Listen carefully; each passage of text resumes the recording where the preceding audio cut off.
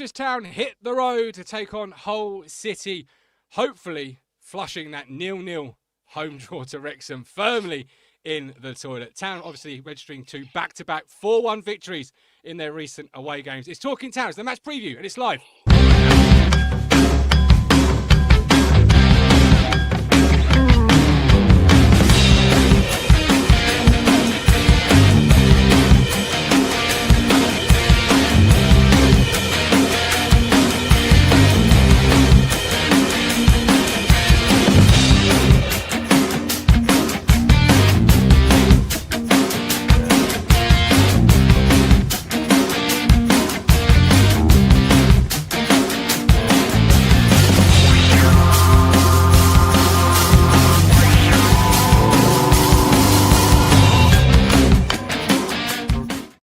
Hello again, friends, and you are my friends, and welcome to your match preview show. I'm your host, The Gov, and do not check your calendars. We have not rolled it back to 2023. It is 2025, and we have got near 2026, and we have got the designer, George Nunn, back once again in his rightful place there in his chair, ready to give you his thoughts, his opinions on all things Ipswich Town Football Club. A 0-0 draw brings George out of the woodwork. That's the rumour on the street. That's the rumour on the street. The 0-0 was enough, and he said enough's enough. It's time to come back. And of course, you've seen Lionel Von Rock recently, and you're going to see a little bit more of him coming up this week. He's joining me on Thursday. We're live every night this week. It's a busy, busy week, and we need you to get busy in our live chat or on catch-up. Whether you're watching now or later, leave us your opinions. You know the match preview by now. Gut meter time. How confident are you heading in? The 1-11. I'm not going to ask you to try and beat Kieran McKenna because, quite frankly, it could be 1 change, 9 changes, or all 11 could be changed tomorrow night at Hull. So just give me who you feel you would change and why, and of course your score prediction. I'll kick off with some comments before we do. If you like your town news, views, fan opinion and more, hit that subscribe button. Colin's in our chat. Says, good evening, everyone. For anyone who keeps knocking McAteer and Akpom, please leave them alone. It just does not help one little bit. Support the players, manager, CEO, and everybody. And Mike says 2 main things we need to do tomorrow: move the ball a lot quicker and be more ruthless in front of goal. We are partnered with Match Bingo and Stowmarket Osteopaths, but more on those later. We'll start with the gut meter time. Here it is. On a scale of 1 to 10, how confident are we heading into the game? 1 to 5 is a defeat. 5 to 7-ish. I don't do 0.5 scores, so 1 to 7-ish is a draw. 7 and above, so confident. You're going to get a victory. Relax, everybody. It's 3 points. George, returning to the platform. How confident are you and why?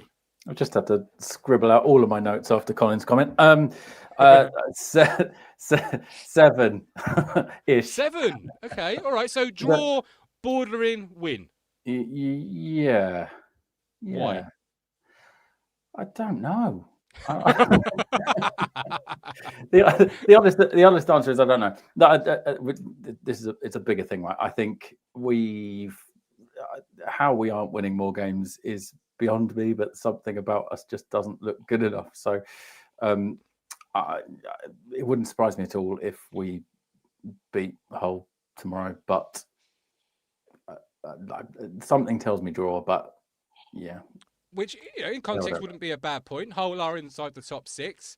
No. It would be a fairly good point on the road in its, particularly if you got 3 points on Saturday. That'd been 4 from 6. But as it is, it was a 0-0, George. I know you weren't particularly, as most of us, impressed, enthusiastic, leaving Portman Road, happy, whatever sort of phrase you want to put with it. And Mike said at the top of the show about moving the ball quicker.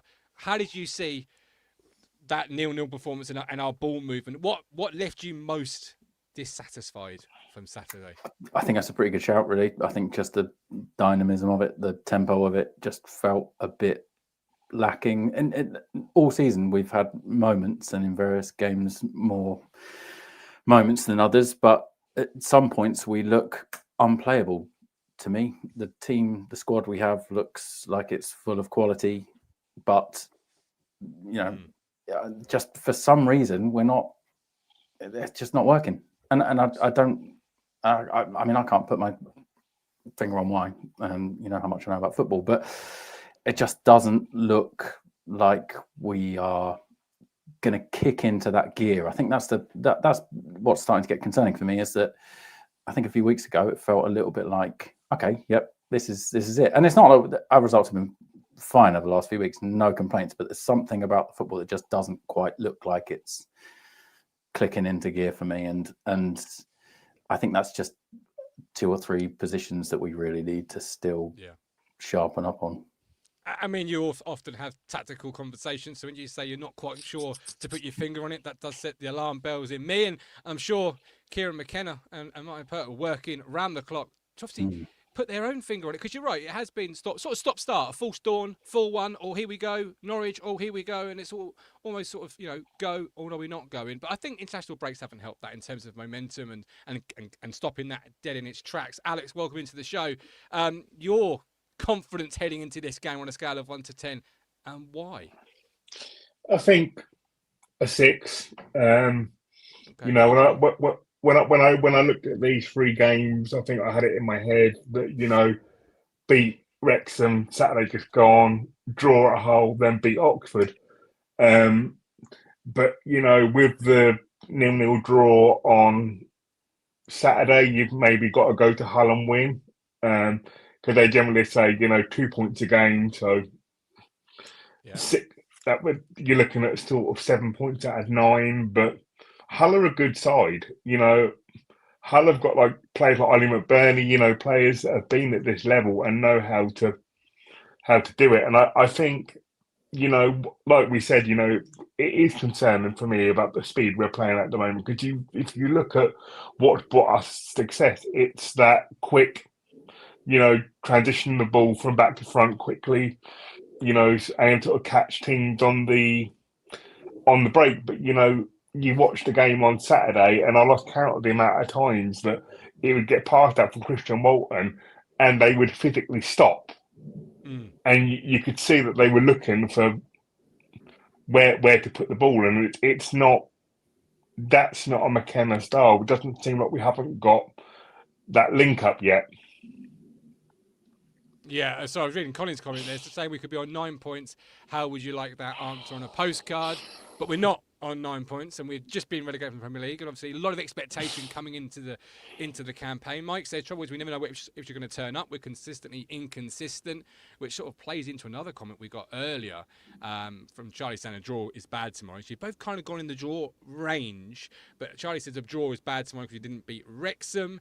I've got to get a Connor, Lionel Messi, Chaplin sort of style, soundboard something moving forward. Because every time Towns don't win, Connor Chaplin grows in reputation. Another comment in terms of Connor Chaplin here saying we have to get Chaplin back or something along those lines. I can't find it right now. Here you go.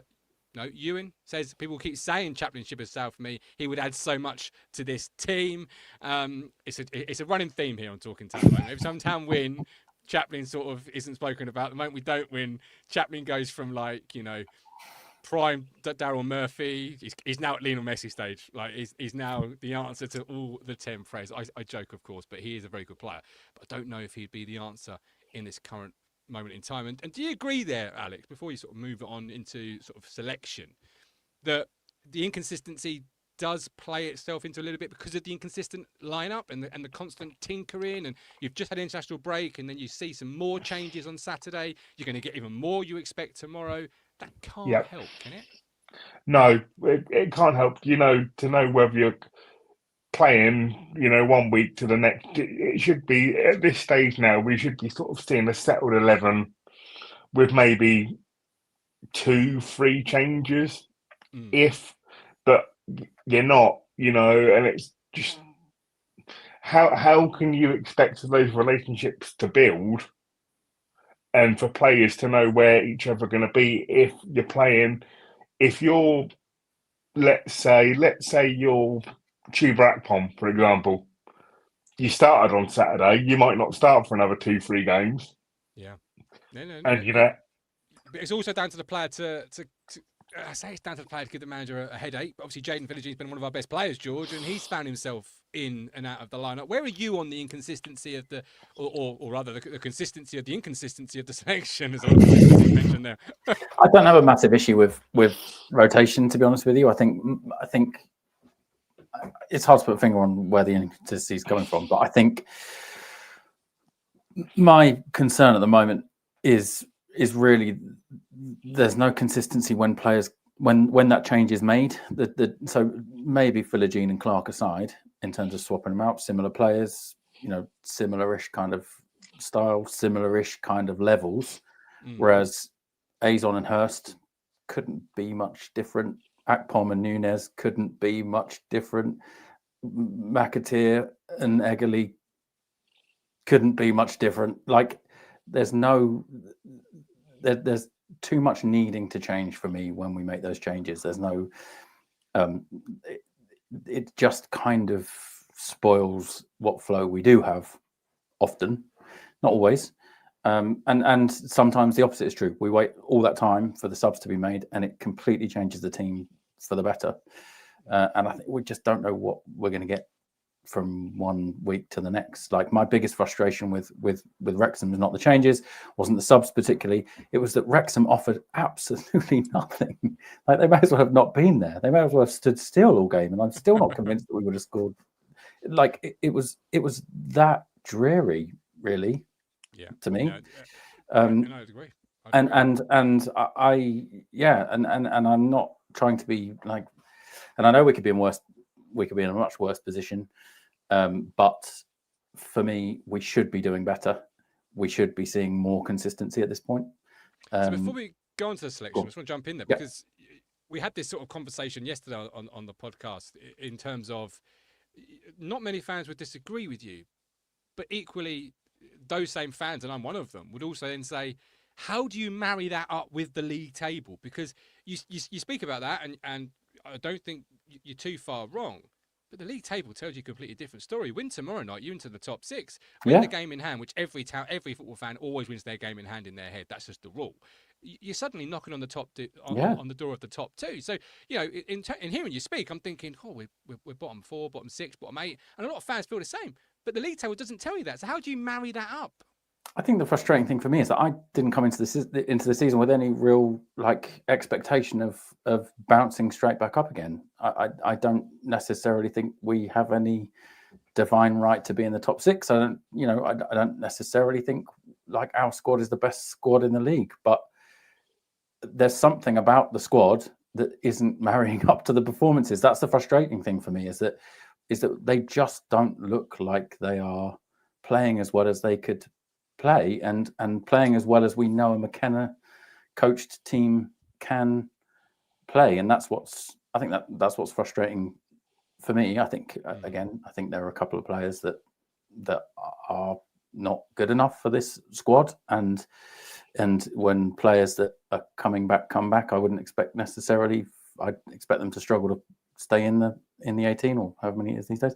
But I think we're just underperforming for the squad that we have, and it's relative. And absolutely, we're in a great position when you look at it, and we could very quickly turn this around. The problem is when. And I say many fans would be at home nodding their head and agreeing with you. Exactly. What I'm hearing from you is you wouldn't take it, but you would say 0-0 home to Wrexham. You've had 5, 6, 7 clear-cut chances. It's a case of just not one of those days, as opposed to maybe McAteer being the real only clear-cut chance you could say perhaps should have been a goal.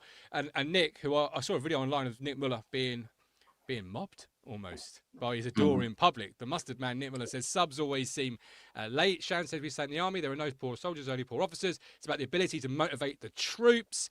I want to thank you all for birthday messages. I've received lots, more than I ever thought I would. So thank you all from the bottom of my heart for your birthday messages. Now listen up, this is a message from the birthday boy to you, because we've partnered with Match Bingo to give, look at that segue, look at that, still got it. Hit 36 and still got it. We've partnered with Match Bingo to give you a 100% deposit bonus when you use the word town, all in caps.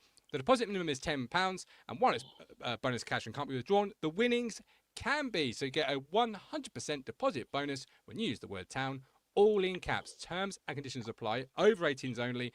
Please be gamble aware. Gamble responsibly. Visit begambleaware.org for more information. I got so excited in that segue that I completely lost words to the read. So they're all in there. They're all in there. Go and plan for this week. At the very least, if Town don't turn up tomorrow night, you could be sat watching the game, keeping an eye on your Match Bingo app, and you could be just feeling some excitement, which after Saturday, I don't know about you, but I fucking need some excitement, quite frankly. I mean, I've hit 36 boys. I need some excitement. Trevor says, luckily the whole league is inconsistent apart from Coventry and Norwich.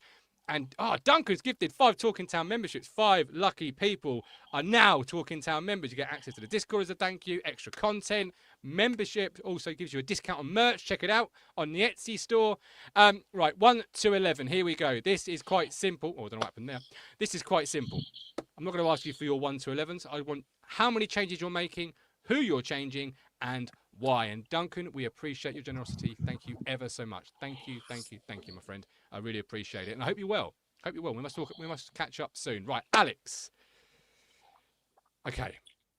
Are you ready? Yep. Who are you changing? Why are you changing? Or perhaps you're going to say, you know what? No changes. I'm going to say 3. I think. Okay. Who are you changing and why are you changing them? I'd quite like to see Akpom up top. So Akpom up top. So Hurst out. Okay, yeah. So Azon out because Azon started the last game. So Azon taken away from the centre forward position. Akpom moved further forward. Who would be playing that 10 role for you then? Let me guess. Nunes. I think, I saw a comment earlier on that said Nunes isn't a 10, but if you look at who's played in our 10 position this year, there's an argument to say that Nunes has been the best of the 3. So, and I think he always brings something. And when he's on, all it takes is a free kick. And go from there. The other one, I'm going to take out Egley. Not because he's done anything wrong, but I would like to see potentially Jack Clark and Philogene in the same team. Okay, so you're going to move Clark to the right. Yeah, but I'm going to go in with the caveat that a friend said to me yesterday, in the sense that when you've got Clark and Philogene, yes, you say Clark starts on the right, but you can interchange. 15 minutes, swap it. 15 minutes, swap it. If you look at who our 2 standout players have been this year, it's been Philogene and Jack Clark. Yeah. Yeah, and I know many Town fans would argue with you. So from the team that started Saturday, Walton, Furlong, O'Shea, Kipre, Davis, Taylor, Matasiwa, Egley, Akpom, Philogene and Azon.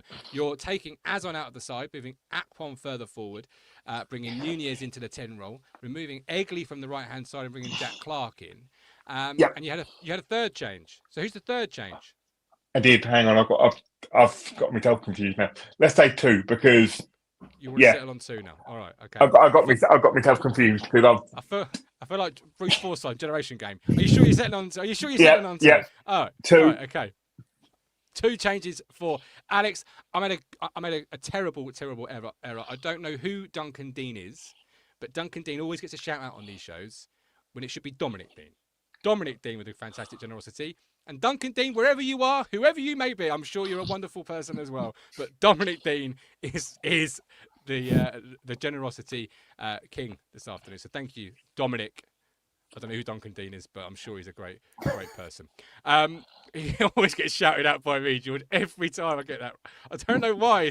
It's in my brain, and perhaps I've met a Duncan Dean once. I don't know. Anyway, George, you've heard the lineup. You've heard Alex's reasoning behind the two changes. He's gone back on it already. What about you? He could have read my notes, to be honest with you. I had Akpom up top and Nunes in the 10. So what's your argument for Akpom up top and Nunes in the 10? Akpom's not a 10, and no one else is scoring any damn goals. It's a good argument as I'm going to hear today, I think. Honestly, I think Akpom's a good player. Clearly, Akpom's a good player. He's a former Golden Boot winner of the league, but I don't think he's a 10. I'm sure he can play in the 10 would be the argument, but I think we've got better 10s, and I think Nunez, in the brief stints he's had there, has looked as good as anyone, as Alex says, in that role. The other change I had was Taylor. What? You're taking Jack Taylor out of the team? Do you know there's a red card offence around here? I thought he was bang average on Saturday. What, Jack Perlo Taylor? Yeah. All right, okay, I'll go with it. No, I won't. Who am I cheating? Joe, you're taking Jack. That's all right. Everyone knows I love Jack Taylor. So, what didn't you like about Jack Taylor's performance on Saturday?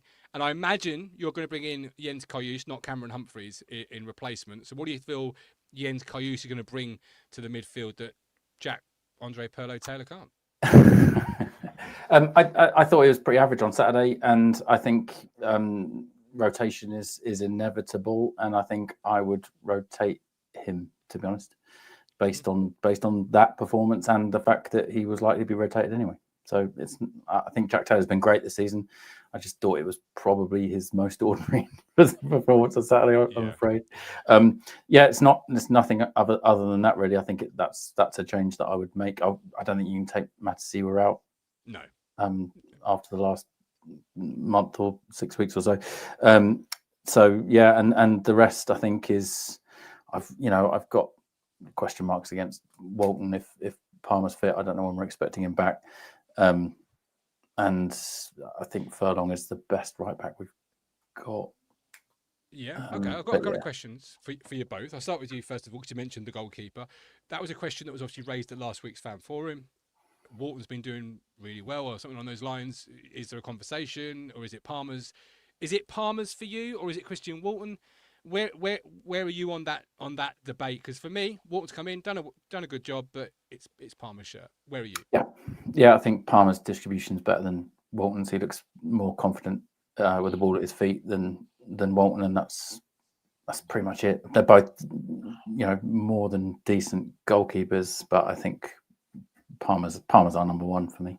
If he's Palmer's fit. Our number one. Okay.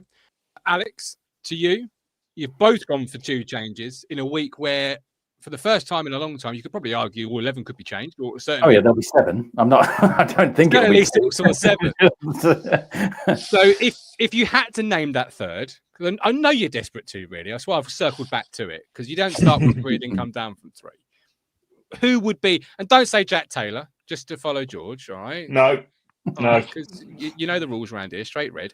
Who else would you be looking at potentially as having their place, not under threat, but under threat just for tomorrow?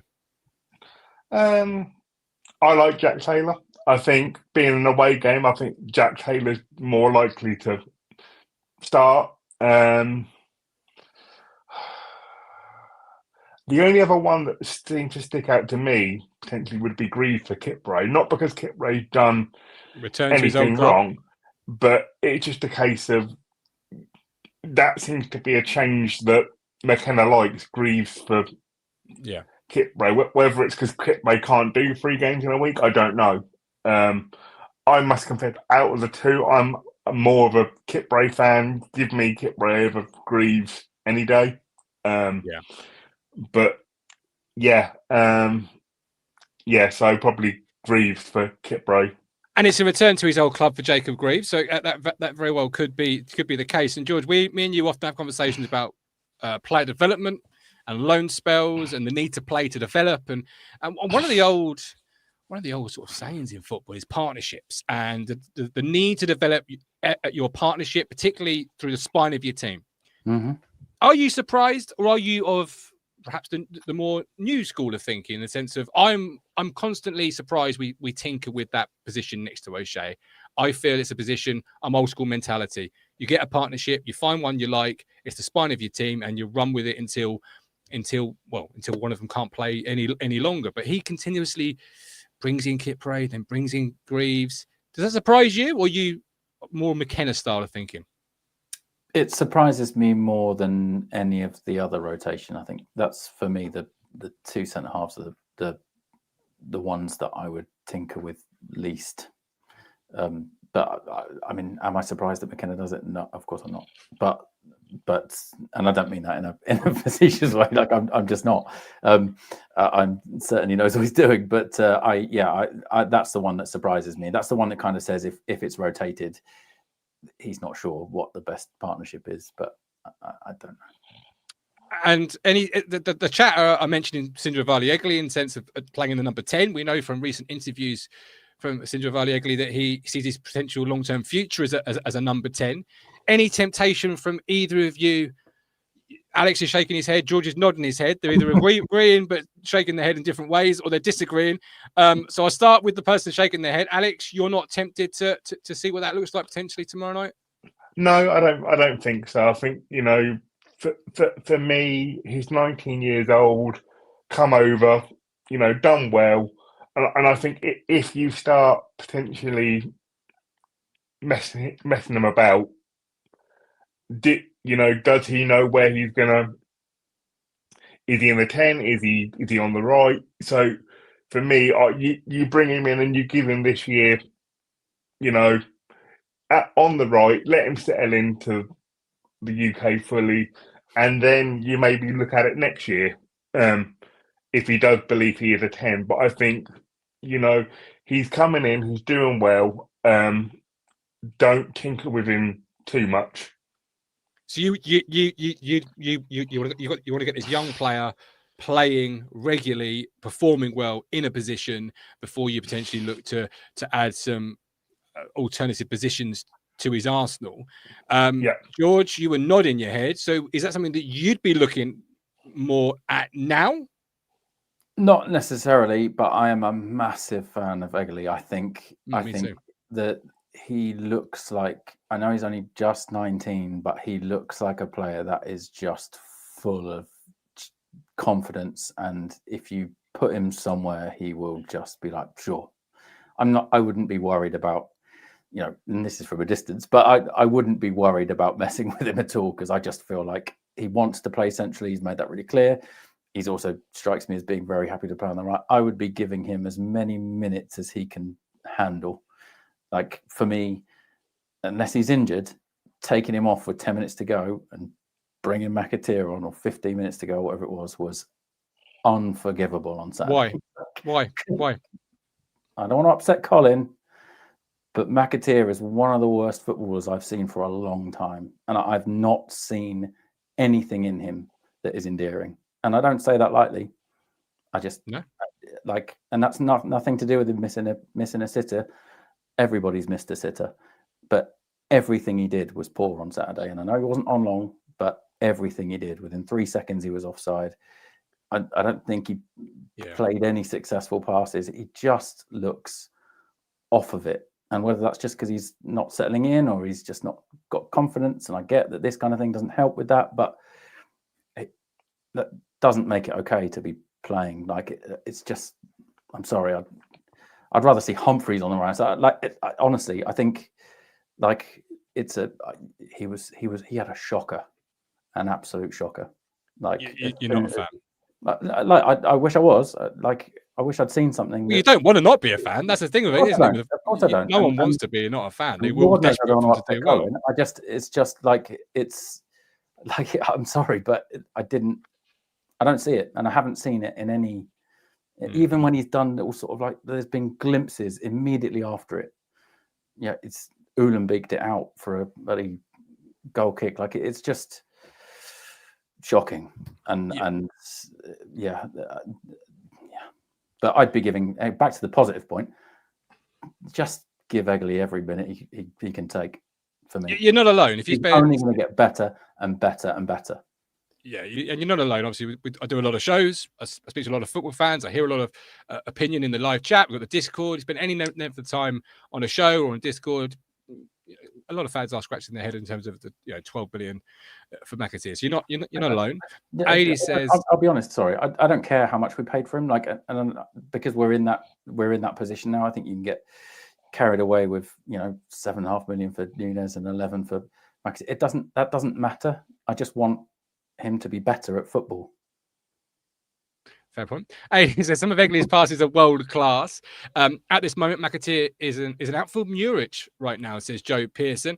DD says Egley has superb vision. Akpom chases lost balls, no competition. Nunez is not a 10. And Skyline says Egley only now finding his feet to be like starting all over again with building partnerships. Triple O Music's gone for Walton, Furlong, Kipro, O'Shea, Davis, Matasiwa, Taylor. Automatically, this is a great team. Triple O Music, brilliant. Egley, Nunez, Clark, Hurst, like we have any other choice. what a comment at the end. Just I thought he was going to give the endorsement to George Hurst. Triple O Music sort of takes it away towards the end. Don't forget, we want to hear you before, during, after the game. Question, rant, praise. Any comment you've got, leave it on our free voice messaging service, speakpipe.com/talkingtown. Link in the description. It's free, it's easy, and you don't even need to leave your name or do any sign-up details. It's just like leaving a WhatsApp voice message, although it does cut you off after a minute or so, I think. So be aware. Don't go into a long rant. And if you do, just leave continuously loads of voice messages. But it's free, and I want to hear you. But if you do it during the game, you've got to be prepared to not come on the show, but come on the voice messaging service and apologise if it turns out you were wrong. I've been there, gentlemen. I've done it myself. I might have scrambled to delete a few voice messages the other week when he made like 7 changes and I was in the car. It was steaming up. My brain had gone. And then I had to sort of delete it and backtrack a little bit from it and think it never happened. No one saw it and no one heard it. All right, score prediction for tomorrow night. Hull versus Ipswich. If Town are going to score, I also want your first goal scorer in that regard. So I'll start with you, George. Score prediction for tomorrow night and any Town goal scorer if we're going to score. I'm going to go 1-2. Oh, he's turned it around from a 6-1 draw to a Town win. Well, I'm sitting on the fence of a draw, but I'm going to go Town win. And oh my God, it's so difficult to pick a scorer because it's impossible to know who's going to play. That's true. That's true. If he's, do you know what? Matasiwa. Oh, yes, that would be good. That would be good. I was thinking Jacob Greaves as you were telling me 1-2. I don't think he's had a chance yet. I don't think I've seen Matasiwa come anywhere near shooting, but let's go for it. Hey, you never know. One of those set pieces we're suddenly getting a bit better at. I knew you said really good, and then I reined that back pretty quick before I said it. But we're marginally increasing on the set pieces. Maybe it falls to Matasiwa and he hits it and it takes a few deflections to go straight in. You never know. 2-1 says George. You've gone from a 6, which is a draw, into the win territory. The positivity about Sindra Valiegli clearly got to George in the last segment. It's gone straight to his head, like cheap wine. It's gone straight to his head. Alex, your score prediction, please. I'm going to go 1-1. Jayden Philogene.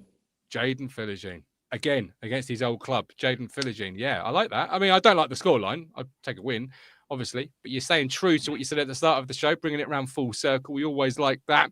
But I always like people who also talk themselves into positive moments. I'm okay with that. It's the other week we had Tux who talked himself into a negative. That was a disaster. He talked himself back. Never talk yourself back. Mike says 2-2. DD says 3-2, Egley to get the winner. Colin's gone for a 3-1 Town win. The only surprise with Colin's prediction is Hull has scored. That's the only surprise with Colin's prediction. 3-3 says Shabby. 2-1 says the legend that is AD Croucher. Vision to score first. Shane's gone 2-1. Hurst to score first. Peter's gone 2-1 Town. Lots of 2-1s. I always get nervous when I see a lot of 2-1s. It reminds me of Northampton back in the COVID year or just after the COVID year, where everyone was like, 2-1, 3-1, easy win. And I think we got beat 3-0 that day. So it always gets me a little bit nervous, gentlemen, when I see a lot of positivity in our That was chat. one of the worst games of football I've ever seen in my life. Yeah, thankfully the performance has been sort of taken from my memory. It's just the match chat saying confidence is off the charts. And it just didn't go well. Banner SC was clearly in session that evening. Don't forget, we are part with Stowmarket Osteopaths, delivering quality osteopath and physiotherapy services since 1985, and that is a long time. It's older than me. So give Freddie a call on 01449 613 633. That's 01449 613 633 for quality care and telling the Gov at Talking Town has sent you. That is Talking Town. No, that's Stowmarket Osteopaths. This is Talking Town. Gosh, I'm here for a good week this week, and I show every night. I get to the 34-minute mark, and I start to flag. I'd be substituted off pretty early. Terrible. Right, we're done. We are dusted. Thank you for joining us live. Thank you for being with us. Join us tomorrow for our match reaction. I might even do a watch along. I'm tempted. I'm thinking about it. I'm 90% there. So join me then. Keep your eyes and ears peeled. If you're not yet subscribed, hit the subscribe button so you don't miss it. You can see me lose my mind live on the air. But until then, George, welcome back. It's good to have you back on the platform. Alex, once again, solid performance. And you guys and girls at home, you've been wonderful. We'll see you tomorrow. Take care. God bless. You've reached the end. Thank you so much for watching. Hit here to subscribe. It's totally free. And hit here for more Talking Town videos. I'll see you on the next one.